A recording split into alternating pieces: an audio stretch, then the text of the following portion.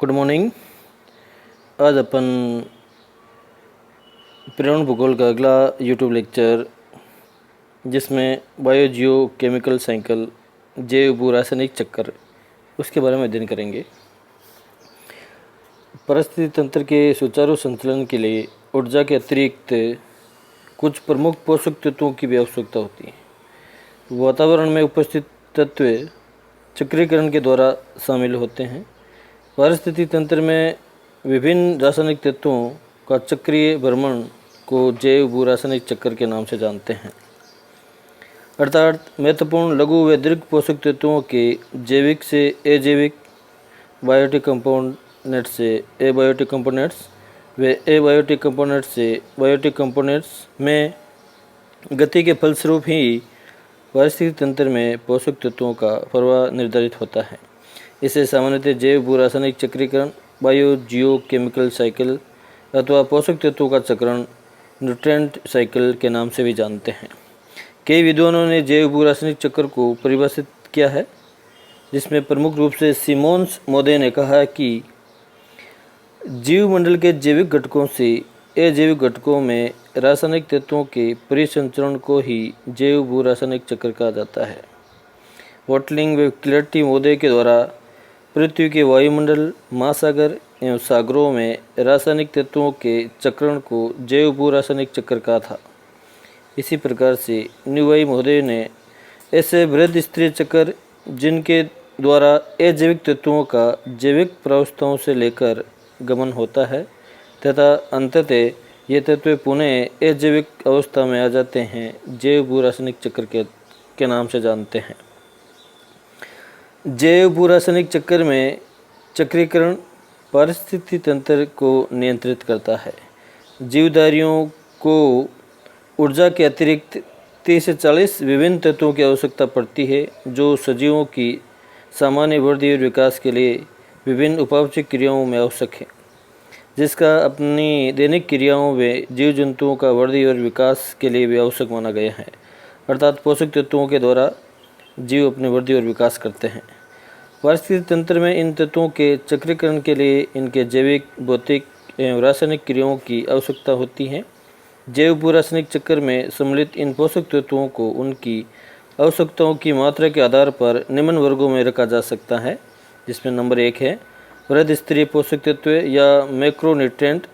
ये वे तत्व हैं जिनकी बहुत अधिक मात्रा में आवश्यकता होती है। उन्हें वृहद स्तरीय पोषक तत्व मैक्रोन्यूट्रिएंट के नाम से जाना जाता है। सामान्यतः इन्हें 2 श्रेणियों में रखा जा सकता है। प्रथम वे जिनकी मात्रा शुष्क जैविक पदार्थ में 1% से अधिक पाई जाती है, जैसे carbon, oxygen, hydrogen, nitrogen, phosphorus इसमें सम्मिलित होते हैं। द्वितीय वे तत्व जिनकी मात्रा शुष्क जैविक पदार्थों में 0.2 से लेकर 1% पाई जाती हैं। इनमें मुख्यतः sulphur, chlorine, potassium, sodium, calcium, magnesium, लोहा, फेरस या तांबा, कॉपर को शामिल करते हैं। इसी प्रकार से दूसरा सूक्ष्म स्तरीय पोषक तत्व माइक्रोन्यूट्रिएंट। जीवों के लिए सूक्ष्म स्तरीय पोषक तत्वों की बहुत कम मात्रा में आवश्यकता होती है। सूक्ष्म जैविक पदार्थों में इनकी मात्रा 0.2% से भी कम रहती है। ये आवश्यक नहीं है कि जीवों की समस्त जातियों में ये तत्व उपस्थित हो, जैसे aluminium, boron, bromine, chromium, cobalt, fluorine, gallium, molybdenum, एमो, सिलिकॉन, स्ट्रोंशियम, टीन, टाइटेनियम, बेलेडियम, जिंक आदि इसी वर्ग में आते हैं।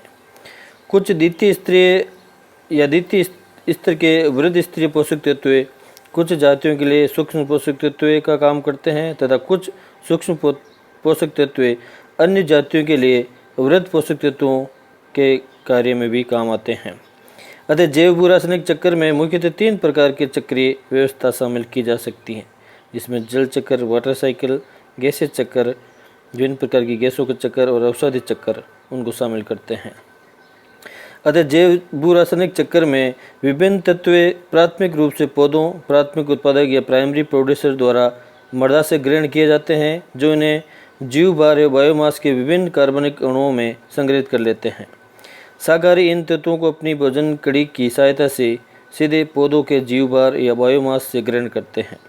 मांसाहारियों को ये तत्व शाकाहारियों के मांस से प्राप्त होते हैं, अतः विभिन्न ऊर्जा स्तरों के जीवों की मृत्यु के पश्चात इनके मृत शरीरों में स्थित अनुपयोगी खनिज तत्व अपघटनकर्ताओं या डिकम्पोजर द्वारा पुनः चक्रीकरण या रिसाइक्लिंग हेतु भौतिक वातावरण में मुक्त कर दिया जाता है, जहाँ से इन्हें पौधे पुनः प्राप्त कर सके। इस प्रकार इससे खनिज पोषक तत्वों के चक्रीकरण में जैविक व भौतिक वातावरण विभिन्न रासायनिक अभिक्रियाओं तथा रूपांतरणों के माध्यम से जैव भू रासायनिक चक्र बायो जियो केमिकल साइकिल का निर्माण करते हैं। इनमें से प्रमुख है जल चक्र या जलीय चक्र, हाइड्रोलिक साइकिल। जीवमंडल का सर्वाधिक महत्वपूर्ण तत्व है जल, वाटर है। ये पारिस्थितिक तंत्र की संरचना एवं कार्यों का निर्धारण करता है।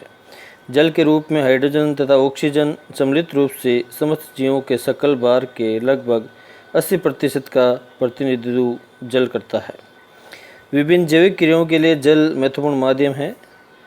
ये भूगर्भिक परिवर्तनों का एक कारक या एजेंट भी माना जाता है, जो किसी स्थान पर अपरदन या इरोजन करता है तो अन्य स्थान पर वे निक्षेपण या डिकम्पोजन भी करता है। ये जीवमंडल के पोषक तत्वों के वितरण का महत्वपूर्ण कारक है, जो कि विभिन्न प्रकार के रसायनों व गैसों को घुलित अवस्था में वाहित करता है। जल के माध्यम से ही खनिज तत्व विलयन अवस्था में जीवधारियों में प्रवेश करती है तथा विभिन्न पोषण स्तरों में प्रभावित होते हैं। पारिस्थितिक तंत्र में जल का आधारभूत महत्व ऊर्जा के उपयोग तथा स्थानांतरण के कारक के रूप में मिलता है। बर्फ के पिघलने, जल के तापमान में वृद्धि होने तथा वाष्पीकरण में बड़ी मात्रा में ऊर्जा का निवेश होता है। एंडरसन महोदय ने 1913 में पृथ्वी पर जीवन के संचालन की दृष्टि से जल की विशेषताओं का विस्तृत विवरण प्रस्तुत किया था। सामान्यतः भूपृष्ठ तथा वायुमंडल के मध्य वर्षण एवं वाष्पीकरण के रूप में जल के आदान प्रदान को, जो कि सूर्य ताप के द्वारा संचालित होता है, जल चक्र कहते हैं। इसे हाइड्रोजन चक्र, हाइड्रोलिक साइकिल या हाइड्रोलिक चक्र भी कहा जाता है। सूर्य की उष्मा से भूतल की विभिन्न जल राशियों का जल वाष्पीकृत होकर वायुमंडल में जाता है। यही जल वर्षण, वर्षा तथा संघनन के अन्य रूपों के रूप में पुनः पृथ्वी पर आ जाता है। जल का कुछ भाग ही मृदा द्वारा अवशोषित होता है। अधिकांश जल महासागरों में बह जाता है। यद्यपि सभी जलीय प्रक्रियाएं महासागरों, महाद्वीपों तथा वायुमंडल से होकर जल चक्र को कार्यान्वित करती हैं, किंतु जल की कुल मात्रा का 0.004% भाग ही जल चक्रण में रहता है। अधिकांश जल महासागरों में भंडारित रहता है। वनस्पति द्वारा ग्रहण किया गया जल वाष्पशोषण के रूप में पुनः वायुमंडल में लौटा दिया जाता है। जल की कुछ मात्रा हरे पादपों, ग्रीन प्लांट्स द्वारा फोटोसिंथेसिस या प्रकाश संश्लेषण की क्रिया में खाद्य रूप में परिवर्तित हो जाता है। कुछ मात्रा जीवधारियों में बनने वाले भोजन में प्रयोग में आ जाती हैं। वातावरण एवं जीवधारियों के मध्य जल का स्थानांतरण चक्र द्वारा संपन्न होता है और पृथ्वी पर जल चक्र निरंतर क्रियाशील रहता है। आधुनिक मानवों ने अपने क्रियाकलापों में जलीय चक्र को परिभाषित किया है। जैसे जल विभिन्न स्थितियों में पाया जाता है, यथा झील, नदी, सागर, महासागर, भूमिगत जल, धरातलीय सेलों एवं मिट्टियों में भंडारित जल, जीवित जीवों एवं जैविक पदार्थों में तरल रूप में, वायुमंडल में जलवायु के रूप में तथा उच्च अक्षांशों ध्रुवीय क्षेत्रों में, नॉर्थ पोल और साउथ पोल के आसपास तथा उच्च पर्वतीय भागों में हिम के रूप में जल संग्रहित रहता है। जल जीवमंडल में जीवों के लिए एक अत्यधिक महत्वपूर्ण तत्व होता है, क्योंकि नंबर 1, ये प्राय सभी तत्वों को गलाने में समर्थ होता है, विलायक होता है। ये ऊष्मा को भंडारित करने की अधिक क्षमता रखता है। ये विभिन्न जीवों, पौधों और जंतुओं के पोषण में भरपूर सहयोग करता है। ये जीवमंडल में तत्वों के संचरण में सहायक होता है। जैसे रेखाचित्र के द्वारा अपन पता लगा सकते हैं, महासागरों से जल का वाष्पीकरण होता है।